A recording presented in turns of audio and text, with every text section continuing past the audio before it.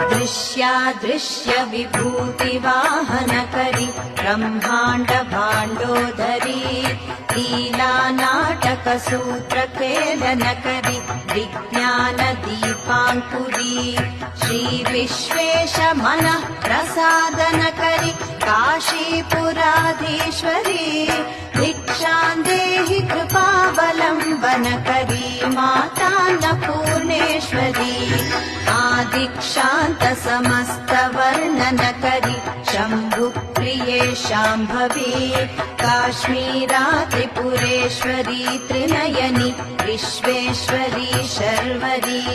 स्वर्गद्वार कवाट पाटनकरि काशीपुराधीश्वरी भिक्षां देहि कृपावलम्बनकरी मातान्नपूर्णेश्वरी।